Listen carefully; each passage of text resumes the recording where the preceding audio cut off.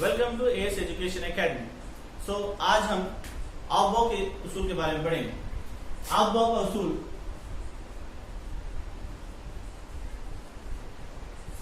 ये एक निहायत ही बेहतरीन उसूल है जो इलेक्ट्रॉनिक तश्कील लिखने में हमें बहुत सारी मददगार साबित होता है। आइए ये उसूल आखिर कहता क्या है कि इलेक्ट्रॉनिक तश्कील लिखने की आसान तरतीब बताने वाला ये उसूल कहता है कि इलेक्ट्रॉन सबसे पहले उस ऑर्बिटल में दाखिल होता है जिसकी तवन्नाई सबसे कम हो। यानी हमारे पास चार ऑर्बिटल हैं, एक एस, पी, डी और एफ। अब हमें ये मालूम है कि इन चारों में सबसे जो छोटा यानी कम तवन्नाई वाला जो ऑर्बिटल है वो एस है, और उसके बाद पी है, उसके बाद डी है और उसके बाद एफ है। तो इससे हमें ये पता चलता है कि अगर इलेक्ट्रॉन इन चारों ऑर्बिटल में अगर पहले किसी में दाखिल होगा तो वो एस ऑर्बिटल में दाखिल होगा। अब उसके बाद आहिस्ता आहिस्ता क्योंकि पी ऑर्बिटल, डी ऑर्बिटल और एफ ऑर्बिटल की तवन्नाई बढ़ते जाती है, लिहाजा इलेक्ट्रॉन एस ऑर्बिटल के बाद पी ऑर्बिटल, पी ऑर्बिटल के बाद डी ऑर्बिटल और एफ ऑर्बिटल में दाखिल होने के चांसेस ज्यादा होते हैं। यानी ये तरतीब है आवबाव के उसूल के मुताबिक। यानी पहला जो पॉइंट इसमें हम जाने हैं कि इलेक्ट्रॉन सबसे पहले उस ऑर्बिटल में दाखिल होगा जिसकी तवन्नाई सबसे कम हो। यानी सबसे कम तवन्नाई वाले ऑर्बिटल में इलेक्ट्रॉन दाखिल होगा।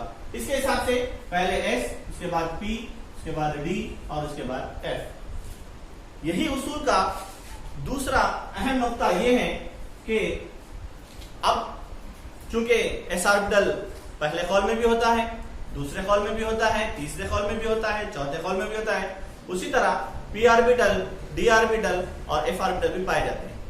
अब चूंकि आगे वो 2s हो सकता या 3s होगा या 4p होगा या 3p होगा, ये मुख्तलिफ ऑर्बिटल मुख्तलिफ ज़ैली कॉलों में पाए जाएंगे। तो अब हमें आवबाव का दूसरा उसूल यानी उसूल में सेकंड पॉइंट ये कहता है कि इलेक्ट्रॉन सबसे पहले उस ऑर्बिटल में दाखिल होगा जिसकी n+l की तवन्नाई कम होगी। अब ये n+l क्या है हमें मालूम करना है। तो ये जो n है ये सदरी मखादिरी अदद को जाहिर करता है और इसे हम खौल का नंबर भी कहेंगे, यानी नंबर ऑफ शेल, यानी कौन से खौल में वो इलेक्ट्रॉन दाखिल होगा, इस बात को n जाहिर करता है। उसी तरह ये l सिमटी मखादिरियत को जाहिर करता है। ये l की कीमतें हर ऑर्बिटल के लिए मुख्तलिफ होती हैं। आइए हम देखेंगे l की वैल्यू हर एक ऑर्बिटल के लिए क्या होगी। s ऑर्बिटल के लिए l की वैल्यू 0 होती है, p ऑर्बिटल के लिए 1 होती है और d ऑर्बिटल के लिए 2 और f ऑर्बिटल के लिए 3।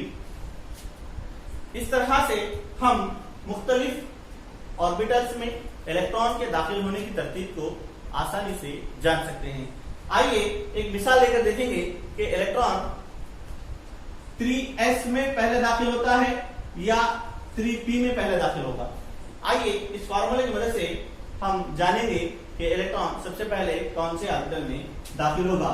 अब अगर हम यहाँ पर n+l वैल्यू अगर हम मालूम करना चाहते हैं तो हमें मालूम है कि यहाँ पर n का मतलब है खौल का नंबर, यानी यहाँ पर दिया गया है 3 और हमारे पास l की वैल्यू s के लिए यहाँ पर कभी भी 0 ली जाती है, लिहाजा 3 + 0 यानी 3 जमा 0 हमारा जवाब आया है 3। उसी तरह अगर हम 3p का n+l की वैल्यू अगर मालूम करते हैं तो हमें पता चलता है कि यहाँ पर भी n की वैल्यू 3 है और l की वैल्यू p ऑर्बिटल के लिए हम 1 इस्तेमाल करते हैं, लिहाजा 3 और 1 मिला के ये हुआ 4।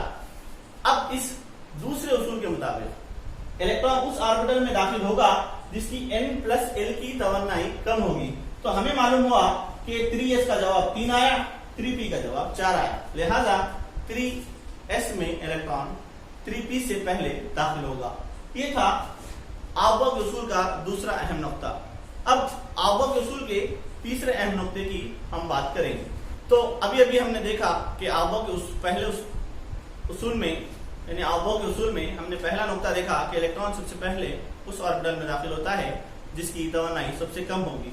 दूसरा नुकता हमने देखा है कि अगर इलेक्ट्रॉन उस ऑर्बिटल में दाखिल होगा जिसकी n+l की वैल्यू कम होगी। अब सवाल ये पैदा होता है कि अगर n+l की वैल्यू दोनों ऑर्बिटल की मसावी आ जाती है तब इलेक्ट्रॉन किस ऑर्बिटल में दाखिल होगा। तो आइए आवो का उसूल का तीसरा अहम नुकता इस बात को जाहिर करता है कि अगर n+l की वैल्यू मिकदार यानी जवाब मसावी आता है तो इलेक्ट्रॉन उस ऑर्बिटल में दाखिल होगा जिसकी n की वैल्यू कम होगी। यानी अगर n+l की वैल्यू मसावी आ गई तो इस बार हम कहेंगे कि जहां पर n की वैल्यू यानी n की कीमत कम होगी उस ऑर्बिटल में इलेक्ट्रॉन दाखिल होगा। एक मिसाल के जरिए हम इस बात को जानने की कोशिश करेंगे कि 3p या 4s ये दोनों भी एक 3p ऑर्बिटल है, एक 4s ऑर्बिटल है। तो इलेक्ट्रॉन सबसे पहले किस ऑर्बिटल में दाखिल होगा इसके लिए मिसाल हम ले रहे हैं। अगर हम देखेंगे तो 3p का n+l और 4s का n+l वैल्यू 3 का 3+1 और यहाँ पर 4+0 इसका जवाब भी 4 आया और इसका जवाब भी 4 आया।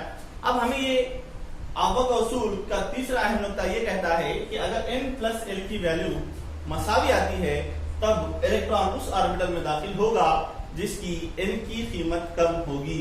तो हमें पता चलता है कि यहाँ पर 3p में n की कीमत 3 है और 4s में n की कीमत 4 है।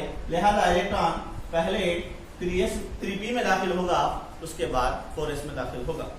लिहाजा इस उसूल पर हमें मुख्तलिफ कॉम्पिटिटिव एग्जाम्स में सवाल पूछे जाते हैं कि इलेक्ट्रॉन 3p ऑर्बिटल पूर्ण करने के बाद 3d ऑर्बिटल में दाखिल होना चाहिए था लेकिन वो 4s में दाखिल होता है, क्यों? तो उस बात को हम समझाने के लिए आवो के उसूल को अच्छी तरह से इस्तेमाल करते हैं और हमारी जो इम्तिहानों में मुश्किलात हो रही हैं उससे हम कामयाब हो सकते हैं। शुक्रिया।